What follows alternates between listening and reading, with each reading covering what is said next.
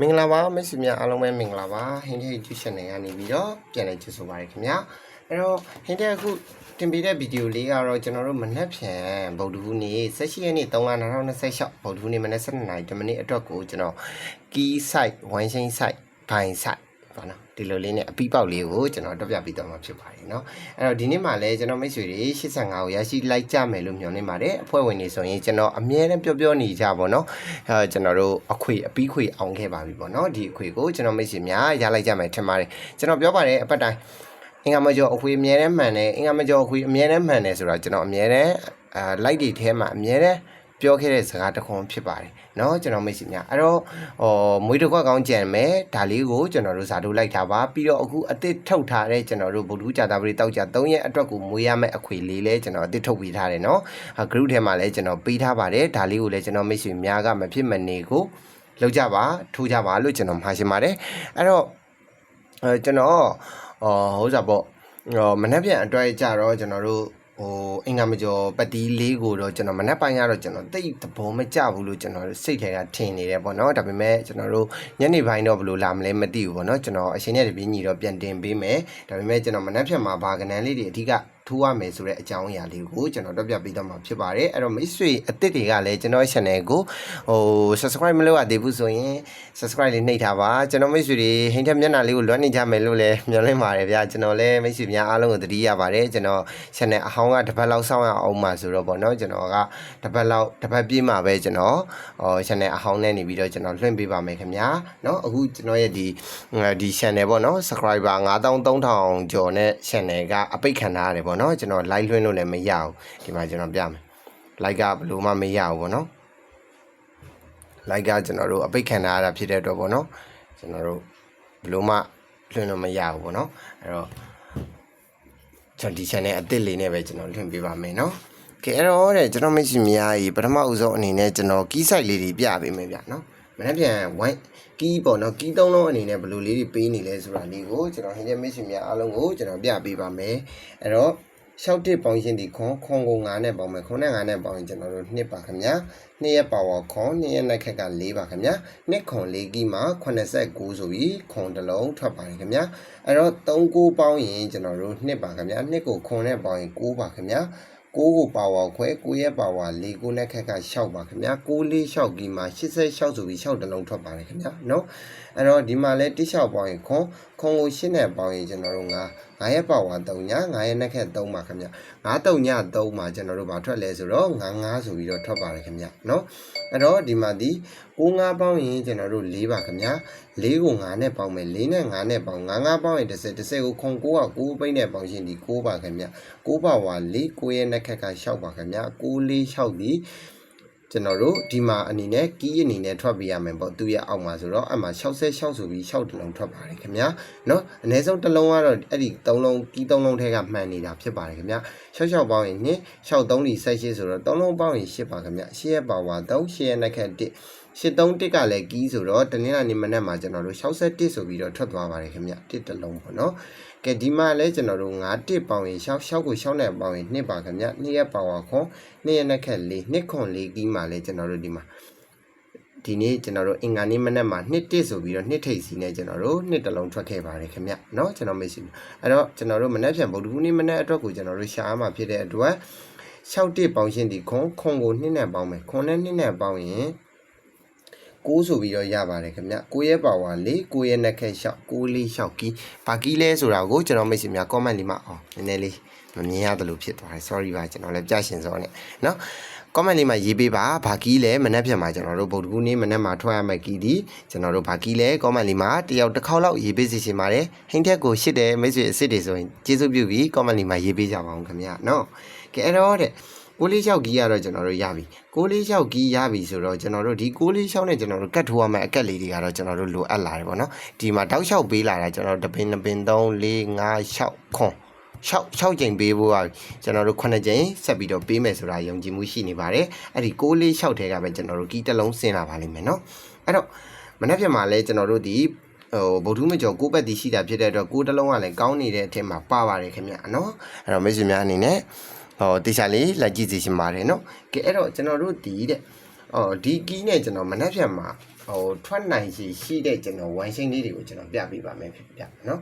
ဝိုင်းရှင်းလေးတွေဒီတဲ့ကျွန်တော်မနေ့ပြန်မှာကျွန်တော်တို့ထွက်နိုင်တဲ့ဝိုင်းရှင်းလေးကတော့အပင်တူလေးပဲကျွန်တော်ပြပေးမယ်9လေးပေါင်းရှင်းဒီကျွန်တော်တို့6ပါခင်ဗျအဲ့တော့6ဆိုတော့6နဲ့ခက်ကကျွန်တော်တို့ဒီ6 6 6ဒီကျွန်တော်တို့ဝိုင်းရှင်း6 6ဝိုင်းရှင်းမှာ66ဆိုပြီး6တလုံးထွက်တယ်ဒီမှာ6 3ညပေါင်းရင်ကျွန်တော်တို့6ရဲ့နဲ့ခက်က9 69ကဝိုင်းရှိ69ဝိုင်းရှိမှလည်း61ဆိုပြီးထွက်တယ်ဒီမှာ65ပေါင်းရင်ကျွန်တော်တို့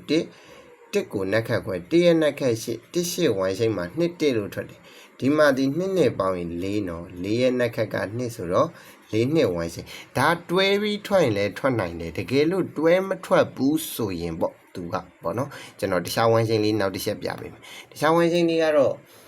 ထူးတော့မဟုတ်ဘူးဗျเนาะကျွန်တော်ပြပေးပါမယ်เนาะဒီမှာပေါ့ကျွန်တော်တို့4 5 4 3ည5ပေါင်းရင်ကျွန်တော်တို့6ပါခင်ဗျအဲ့တော့6နဲ့ခက်ဒီကျွန်တော်တို့6 6 6ဝိုင်းရှိမှာ6 6ဆိုပြီး6တလုံးထွက်တယ်ပေါ့နော်6 6ဝိုင်းရှိအဲ့တော့ဒီမှာဒီ3ည5 6ပေါင်းရင်1ကိုနက်ခက်ခွဲ1ရဲ့နက်ခက်က8တိတ်တော့မပေါ်ဘူးခ1နဲ့ခက်ကကျွန်တော်တို့မလေးစောပန်က1နဲ့ခက်က8 18ဝိုင်းရှိပေါ့18ဝိုင်းချင်းမှာကျွန်တော်တို့61လို့ထွက်တယ်ဒီမှာဒီ9နှစ်ပေါင်းရင်ခွန်ကို1နဲ့ပေါင်းရင်8ရဲ့နှက်ခတ်1 8ဝိုင်းချင်း8ဝိုင်းချင်းမှာဘာထွက်လဲဆိုတော့ကျွန်တော်တို့2လို့ထွက်တာပေါ့နော်1တလုံးအဲ့တော့ဒီမှာဒီမနေ့ပြန်မှာထွက်ရမယ်ဆိုရင်8နှစ်ပေါင်းရင်30ကို1နဲ့ပေါင်းတော့1ပါပဲ1ရဲ့နှက်ခတ်က8မနေ့ပြန်ကလည်းဒီ18ဝိုင်းချင်းလေးကလည်းကောင်းနေတယ်ဗျနော်ကျွန်တော်ကဘာလို့ဒီ4နှစ်ဝိုင်းချင်းကိုဘာလို့တီးတန့်ပြခဲ့တာလဲဆိုမနေ့ပြန်ကနေကုန်4နှစ်ဝိုင်းချင်းရှိတယ်4နှစ်ဝိုင်းချင်းကနေကုန်ဘယ်လိုရှိတာလဲဆိုရင်ကျွန်တော်နေကုန် site ကိုပြပေးမယ်4 5ပေါင်းရင်ကို4နဲ့ပေါင်းရင်3နှစ်ခက်ကကျွန်တော်တို့5ပေါ့3 5ဝိုင်းချင်း5လို့ထွက်တယ်5 3ညပေါင်းရင်5ကို5 3ညပေါင်းရင်5ကို3ညနဲ့ပေါင်းတော့5ရဲ့နှစ်ခက်က3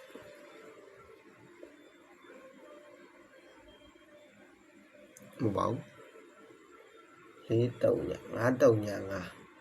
5နဲ့ခက်က3ကျွန်တော်ဒီချက်မားနေပြီတင်တယ်ချက်ကြည့်လိုက်အော်အဲ့ဒီနေကုံတော့မပြတော့ဘူးနေကုံကိုကျွန်တော်ညနေပိုင်းမှာအဲ့ဒီဝိုင်းရှိန်တွေကများသွားလိမ့်မယ်ဗျနော်အဲ့တော့အဲ့ဒီဟာလေးကိုကျွန်တော်မပြတော့အဲ့ဒါကြောင့်လဲခဲတန်လေးနဲ့ပြအဲ့တော့ကျွန်တော်တို့ဒီမနက်ဖြန်မှာကျွန်တော်ပြောချင်တာကဒီ6-4-6နှစ်ဆိုပြီးတော့ဒီကီးဒီတကီးလေးဖြစ်သွားပြီးတော့ဒီ1-8နဲ့ကတ်သွားမယ်ဆိုရင်ကျွန်တော်တို့မနက်ဖြန်အတွက်ကိုကျွန်တော်ကဒီနားမှာကျွန်တော်တစ်ချက်ယာယီစီကြည့်လိုက်မယ်ကျွန်တော်တို့6-4-6နှစ်ဆိုတဲ့ကျွန်တော်ဒီက4ကိုဒီက2ကိုဒီမှာလာကတ်တော့6-4-6နှစ်ပေါ့နော်ဒီ1-8နဲ့သာကတ်မယ်ဆိုရင်တဲ့ကျွန်တော်တို့1ကိုနော်1-4 1-6 1-8ပေါ့နော်ကျွန်တော်တို့ပြီးရင်8ကို8-4 8-6 8နှစ်နော်8နှစ်ပေါ့နော်ဒီကဏ္ဍလေးကျွန်တော်တို့ကဏ္ဍဒီ8ကွက်ရလာတယ်အဲ့ဒီ8ကွက်မှာကျွန်တော်မိတ်ဆွေများ1-8မဟုတ်ပါဘူး1နှစ်နော်1နှစ်အဲ့တော့ဒီ1နှစ်1-6လည်းထွက်ပြီးပြီ1နှစ်လည်းထွက်ပြီးပြီဆိုဒီနှစ်ကွက်ကိုကျွန်တော်တို့ထားခဲ့မယ်ဆိုကဏ္ဍက1ကွက်2ကွက်3 4 5 6ကွက်ပဲရှိမယ်အဲ့တော့ကျွန်တော်တို့ဒီမနက်ဖြန်အတွက်ကိုကျွန်တော်က main တင်ကစားမယ်အကွက်6ကွက်ဒီကျွန်တော်တို့မနက်ဖြန်ကို main ကွက်ပေါ့နော် main ကွက်ကျွန်တော်တို့6ကွက်ဒီကျွန်တော်တို့ဘာကွက်ဒီလဲဆိုရင်ကျွန်တော်တို့6-4ဟုတ်ပါဘူး1ကို1-4ပေါ့နော်1ကို1-4ကျွန်တော်တို့8ကို8-4နော်8ကို8-4နော်8-6 8နှစ်ပေါ့နော်ဒါကိုကျွန်တော်တို့ပြီးတော့ကစားရမယ်ပေါ့နော်အဲ့ဒီ6ကွက်ရလာမယ်နော်1ကို1-4 8ကို8-4 8-6 8နှစ်ဆိုတဲ့အကွက်လေးပေါ့နော်အဲ့တော့ဒါလေးကျွန်တော်တို့6ခွက်ရမယ်เนาะ6ခွက်ရမယ်ကျွန်တော်ဒုတိယအနေနဲ့ဆိုရင်ကျွန်တော်မိတ်ဆွေများကိုကျွန်တော်ကဒီ4နှစ်ဒီဒီ4 9 6နဲ့များကတ်လာမလားဆိုတဲ့ကဏ္ဍလေး6ခွက်ပေါ့เนาะအဲ့တော့ကျွန်တော်တို့ဒီ4 9เนาะ4 9 4 4 4 6เนาะ4 6ပြီးရင်เนาะ2 9 2 4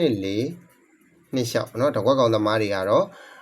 ပါတယ်เนาะအဲ့ဒါလေးကြောင့်ထည့်ထိုးစေချင်ပါတယ်เนาะအားလုံးပဲအဲ့တော့မနက်ဖြန်အတွက်ကိုကျွန်တော်တို့191489888682ဆိုတဲ့ခဏ main တင်ခွက်6ခွက်နဲ့ကျွန်တော်နေ့တိုင်းအနေနဲ့ဆိုရင်ဒုတိယအနေနဲ့ဆိုရင်4944เนาะ494446 292426ဆိုတဲ့ခဏလေး6ခွက်ကိုဒုတိယအနေနဲ့ကျွန်တော်ပေးခဲ့ချင်ပါတယ်ခင်ဗျာအားလုံးပဲကံကောင်းကြပါစေအဲ့တော့မနက်ဖြန်အတွက်ကိုတော့ကျွန်တော်နေကုန်ပတ်တီးအနေနဲ့ကတော့ကျွန်တော်6ပတ်တီးတစ်လုံးကြိုက်ပါတယ်ခင်ဗျာเนาะ6ပတ်တီးတစ်လုံးကြိုက်ပါတယ်အဲ့တော့အင်္ဂါမကျော်ပတ်တီးကိုတော့ကျွန်တော်မနက်ဖြန်မနက်ပိုင်းရောကျွန်တော်မကြိုက်ပါဘူးခင်ဗျာအားလုံးပဲကျေးဇူးတင်ပါတယ်အဲ့တော့ကျွန်တော်ပေးတဲ့ခဏလေးတွေနဲ့မနက်ဖြန်မှာပေါက်ကြပါစေလို့ကျွန်တော်ဆုတောင်းပေးပါတယ်ဟင်းတဲ့ဘယ်ကွက်ကိုအကြိုက်ဆုံးလဲဆိုရင်မနက်ဖြန်မှာဒီ19တို့89တို့အရန်ကြိုက်ပါတယ်29တို့အရန်ကြိုက်တယ်เนาะ9ပါတဲ့အကွက်လေးတွေပေါ့เนาะအဲ့ဒါလေးတွေအရန်ကြိုက်ပါတယ်ခင်ဗျာเนาะကျွန်တော် star လေးပြခဲ့မယ်เนาะအားလေးเนาะကဲအားလုံးပဲဆင်ပြေကြပါစေဗျကဲအားလုံးပဲဘိုင်းပါเนาะ channel ကိုဒီ channel လေးကအသစ်ဖြစ်တဲ့အတွက် channel အသစ်လေးကိုလည်း subscribe လေးမနှိပ်ရသေးရင်နှိပ်ခဲ့ပေးပါ comment လေးမှာလည်းလွမ်းချောင်းလေးတွေပြောခဲ့ကြပါအောင်လို့ပြောကြရင်လည်းကျွန်တော်ဗီဒီယိုလေးကိုဒီမှာပဲနားခွင့်ပြုပါခင်ဗျာအားလုံးပဲကျေးဇူးတင်ပါတယ် bye bye